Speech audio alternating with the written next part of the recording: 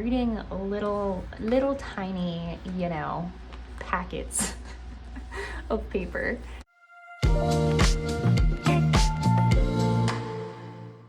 Hi friends, my name is Cass. Welcome back to my channel. We are going to be talking about one of my favorite topics today, and that is short books. The vast majority of the books that I read are under 250 pages. A lot of them are even shorter than that though. I love a little tiny book that I can just fly through in the course of an afternoon or a day or two. It's one of the reasons why I'm able to read as many books as I do and finish them in such a short amount of time. I'm not reading a lot of like really chunky 500-page novels. I'm reading little tiny, packets of paper. So if you didn't know, September is a month that a lot of people in the book community kind of dedicate to reading short books.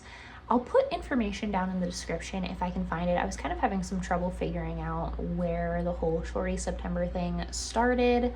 I know some people will do like a Tinies week as well. I think at the end of September, where they'll just read as many little tiny books as they possibly can. I'm not sure who originated this whole thing, but I wanted to talk to you guys about some short books that I have not read yet that I'd like to read eventually, as well as some of my favorite short books. I stuck to books that are 200 pages or less for this little list, and I'm gonna try and be really short about this as well. Renee from the Left-Handed Reader also did a Shorty September video, and I really liked what she said. She was like, I'm gonna try and keep this short because these books are short. So that's what we're gonna do here. I feel like I can get very long-winded if I let myself, so we're gonna try and be quick about it. I just have to decide if we want to talk about the books that I have read or the books that I have not read first.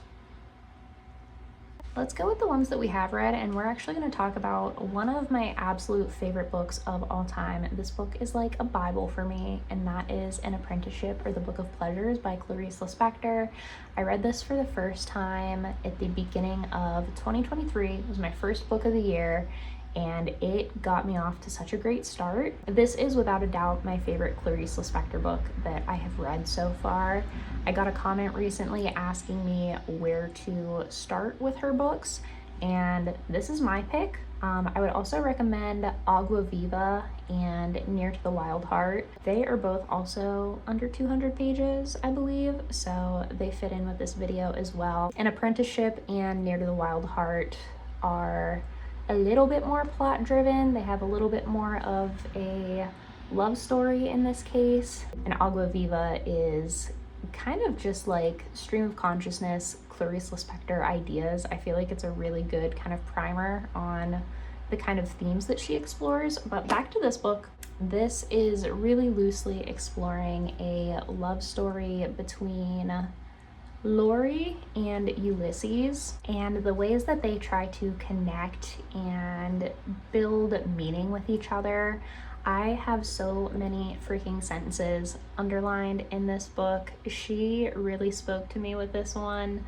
I cannot even describe, if you've never read Lispector before, she just has such a magical way of explaining things, and I find it to be very relatable at times. Sometimes it might not make 100% sense, but when it does, it really hits. So I absolutely recommend this as a starting point with Clarice. The next book that we're going to talk about, what is this little horn sticking out of my head here? Okay, the next book that we're going to talk about is Written on the Body by Jeanette Winterson.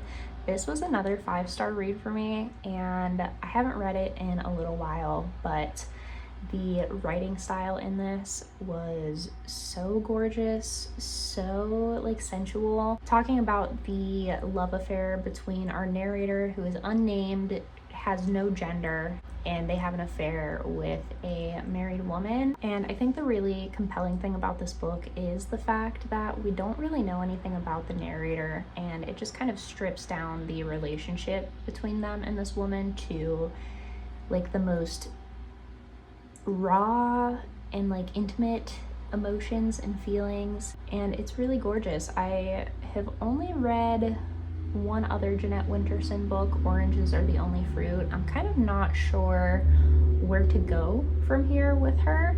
I didn't love Oranges Are the Only Fruit as much as I loved this one, so I'm kind of trying to figure out what to pick up next from her. If you have any recommendations, let me know. So many of these books, I'm like looking at my little stack here and I'm like, wow, these are like some of my absolute favorite books because I just love short books so much.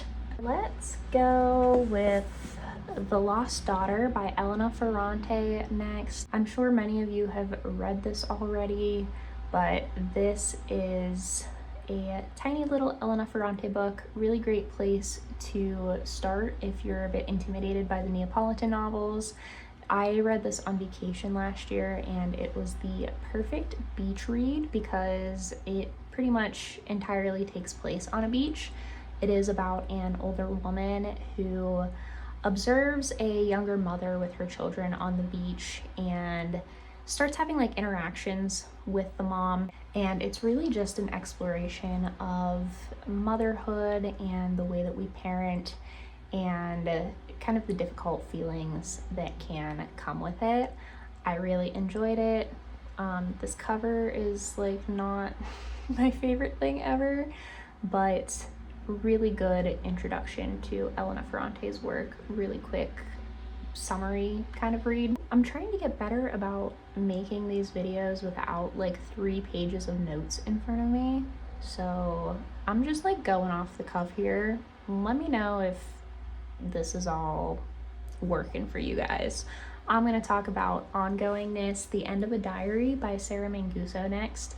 Sarah has been a standout author for me this past like year or so, I would say. This was the first Sarah Manguso book that I read, and it chronicles pretty much exactly what the subtitle says, the end of her diary. She kept a diary for 25 years and was very dedicated to that practice of writing about her life. And then she had a child, and that all kind of shifted, and she explores memory and the passage of time and the need that we feel to document. And as someone who aspires to journal more, it was just a really interesting look at that practice of self-documentation. This is one that I would actually really like to revisit now that I've read some other books by Manguso. I think that having some extra background about her life, now that I've read The Two Kinds of Decay, which is a memoir about her autoimmune disease, I think that that might kind of add another layer to this that I didn't get the first time around. Let's talk about another fave. This is Childhood by Tove Ditlevsen. This is the first book in a little trilogy. All of the books in the trilogy are pretty much this tiny. I think altogether they're over 200 pages, so I just picked this one because it's the first. Basically, this is a series of memoirs about the author's life.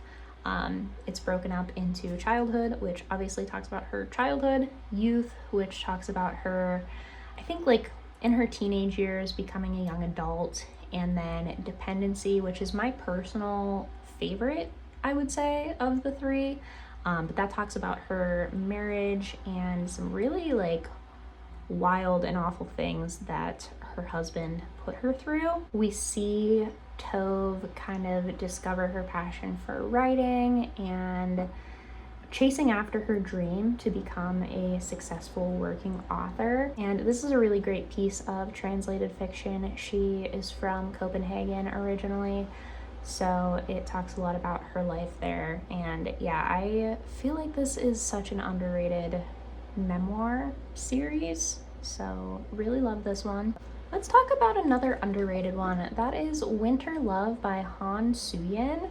This is one that I've like not seen anybody talk about, and I really loved it. as I loved all of these books that I'm talking about. This is a queer love story between two female students in London during World War II. I remember this being very atmospheric. It's called Winter Love, and I feel like it really is such a great wintertime read. It really evokes the like dreariness and like need for warmth and comfort in the winter. I feel like this is like an overlooked older work, so I think that if you're trying to read more backlist, more older stuff, this is a really good one to check out. I also have Inseparable by Simone de Beauvoir here. This is a auto-fictional story about two characters representing Simone and her childhood best friend Zaza. They had a very close relationship in the years after like World War I when they were young girls. They end up getting separated whenever they're teenagers, and their story has kind of a tragic ending. This is another, I feel like a lot of these books are like really good introductions to the authors that wrote them because they're so short. I think that this is a great introduction to Simone's work. If you're a fan of like the Neapolitan novels talking about like female friendship and things like that, I think that this is a really good place to go. Next is A Girl's Story by Annie Ernaux. Annie Ernaux is a really great author if you're looking for tiny little short reads. This is actually like on the longer side for her, but Happening and Simple Passion are two other really good ones that I recommend. This is my favorite of hers though. It is talking about her time in a summer camp when she was a teenager. She has her first experience with a man, and this book is basically the adult Ernaux, like 40 years removed from this experience, looking back at herself as a teenager and how that relationship shaped her and how it still kind of has a hold on her in some ways. I just read the back. It's actually 60 years removed from that summer, so even longer. But I thought that this was such an interesting look at identity and obsession, which all of Ernaux's books pretty much talk about, like obsession and love, and just the way that she is kind of deconstructing her past self, and she's seeing the way that she has changed over the years and also the ways that she hasn't. I think that that's really an interesting topic, and I think the way that Ernaux uses writing as a way to dissect her life is just so intriguing. She's so observant and analytical about it, and it's just a really interesting take on memoir. Next, we have The Dry Heart by Natalia Ginzburg. This is a little novella about a woman that kills her husband, so I don't know what else there is to say. The writing in this is really sparse prose, which I absolutely love, and the way that Ginzburg kind of connects all of the pieces, and she like brings you back to the beginning of the story at the end of it and makes everything connect, and it's a very interesting way of storytelling. She's just very sharp and like cold in her telling of the story, but in a really good way. And then the last book that I'm going to talk about that I have read already is Indelicacy by Amina Cain. This is a novel. If you're looking for short nonfiction that is also really good, A Horse at Night by Amina is a great one. But this is a really atmospheric novel about a woman who is a cleaner at a museum, and she ends up marrying a very rich man, and we see the way that her life kind of transforms and changes, and the way that that affects her relationships to other people. We also see that marrying a rich man doesn't solve all of her problems the way that she thought it would. And the thing that I thought was so interesting about this book is that there's really no way to tell what time period it's set in. There's no like specific details that clue you into this being a modern story or telling you that it was set in the past. It's a very timeless kind of vibe, and I feel like we don't see that very often. I think that it just goes to show how much has not changed when it comes to classism and sexism and things like that. Okay, now real quick, just gonna talk about some really short books that I pulled off of my shelf that I have not read yet that I need to get to. The first one is Notes on Camp by Susan Sontag. If you've been following along on my Goodreads, I've been reading her diaries, but I have not finished any of her actual writing. And I feel like that's something that I need to change. This is like, I feel, such a pinnacle of Sontag's writing, and I could finish it so quickly, but I just haven't done it yet. But this is a work of criticism talking about like high and low culture and the concept of camp. I feel like even though it's really tiny, it's gonna give me a lot of concepts and things to think about. I think that it is gonna be a little workout for my brain. And then a book of poetry, Ariel by Sylvia Plath. I have read The Bell Jar twice, once for my senior project in high school. I did like an entire analysis of The Bell Jar and The Feminine Mystique by Betty Friedan, talking about like postmodernism and feminism. That was my AP English senior project that I had to do to graduate, and I feel like it really foreshadowed a lot of my reading tastes. But I've never read any of Plath's poetry, and I feel like this is the obvious place to start. I'm just not super experienced in reading poetry, so this is one that kind of intimidates me a little bit. Speaking of poetry, we have Something Bright Then Holes by Maggie Nelson. I bought this forever ago, and same kind of thing as the Plath. I'm just a little bit intimidated because I don't read poetry very often, and the only way to fix that is to start. So I really should pick one of them up.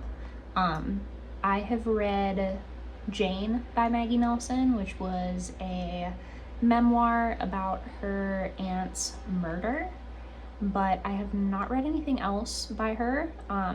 Really have been wanting to pick up the Argonauts for the past like year, but I just have not taken it on. I feel like that's gonna be like a mind-blowing experience. So yeah, maybe we'll start with her poetry instead. Another little tiny one that I would like to read is I Remember Nothing and Other Reflections by Nora Ephron. This is an essay collection written by the director, Nora Ephron. I have been really into her movies recently. I watched You've Got Mail for the first time last fall, and I feel like it's really kind of shaped the vibe that I want in my life.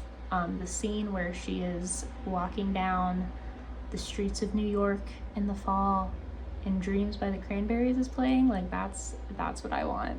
So I would really love to read some of Nora Ephron's writing because I've been watching her movies recently. I really want to read her novel Heartburn, but I have not been able to find a copy of it used in person, so I figure an essay collection is just as good of a place to start because I love essays. This seems like it's gonna be funny and relatable and probably heartwarming, just like her movies. Another one is The Novelist by Jordan Castro. I believe that I picked this up because of Jalen from The Bar in the Bookcase. I think that he really loved this book, if I'm remembering correctly, and so I purchased it. It was Jalen because I think this is really autofictional, and I feel like he was talking about it when he was talking about autofiction at some point. But this follows a man over the course of a morning as he is trying to write his novel. And I remember Jalen mentioning just how like detailed and funny and relatable this was, and I think that I'm really gonna enjoy it. It kind of reminds me of Practice by Rosalind Brown based on the description, which I talked about I think in my June wrap up. But yeah, this one is one that I feel like I need to prioritize. The last one is a really weird one to me, one that I impulse purchased and has just been sitting on my shelves, and that is Thirst by Amélie Nothomb. Don't come for me on the pronunciation of that. I don't know. I'm just gonna read you the blurb of this. The blurb starts out that the author is taking on a story for the ages, the life of Jesus. In a first-person voice as entertaining and irreverent as it is wise, Nahum narrates Jesus' final days from his trial to his crucifixion to the resurrection. Amid asides about his relationships with his mother and Judas, his love for Mary Magdalene, and his many miracles, we find a man struggling with his humanity and his exceptional nature, straddling the line between human and deity, the son of a formless, omnipotent, is that how you say that word? The son of a formless, omnipotent creator in the fallible form of a man. I don't know. If you've read this, please let me know. Please weigh in. I am not religious and I am not very familiar with like the inner workings of Christianity. So this is potentially going to go completely over my head, but I think that it sounds interesting to explore his life, and it sounds like she really kind of like humanizes him and like brings him down to earth. So I don't know. Jury's out on this one. Please let me know if you have read it or not. All right, I feel like that is as short as I am able to get for a video talking about 15 books. So I hope that you enjoyed these. I hope that you pick up some tiny books this September. I actually like unintentionally have been picking up some pretty short books this month. I wasn't planning that out necessarily, but you'll see in my August wrap up, a lot of the books that I've been reading are little, less than 200 pages or like just over 200 pages. So I am actually participating unexpectedly in Shorty September. But let me know what your favorite short books are. Let me know your thoughts on the ones that I've talked about here. Show your short books some love, and I will see you in the next one. Bye.